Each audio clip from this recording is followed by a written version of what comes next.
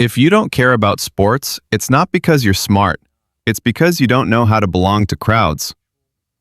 That sentence probably annoyed you. Good. Because most people who don't care about sports tell themselves a very comfortable story. I'm just different.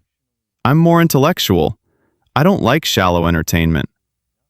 But let's be honest. When everyone around you is emotionally living inside a game and you feel absolutely nothing, it doesn't feel like intelligence. It feels like distance. Think about it. You're in a room, everyone is staring at a screen, someone shouts, someone celebrates, someone is genuinely devastated. And you? You're not angry, not excited, not emotionally involved at all. You're just outside, watching people have a collective emotional experience you cannot enter. And this is the first uncomfortable truth. Sports are not really about sports. They are about belonging, about sharing emotion with strangers, about synchronizing with a group, about feeling part of something bigger than your own head. Most people need this more than they realize. They borrow meaning, they borrow identity, they borrow excitement, and their nervous system is happy to play along. But your brain refuses. When you look at the screen, you don't see a story. You see strangers running after an object in a game that changes nothing in your life.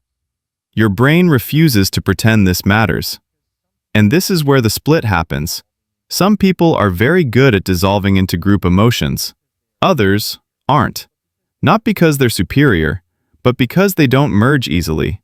They stay separate, inside their own head, inside their own meaning system, inside their own world. Now here is the part people don't like to admit. Group emotions are irrational. Crowds amplify stupidity. Crowds amplify aggression. Crowds amplify nonsense. And part of you is deeply uncomfortable with that. You don't like chanting. You don't like rituals. You don't like synchronized excitement. Not because you're cold, but because your mind wants to stay in control.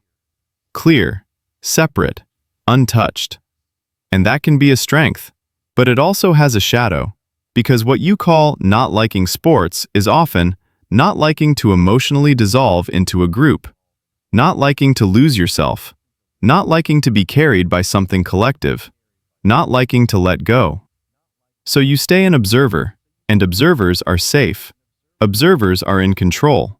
Observers are never disappointed, but observers are also alone.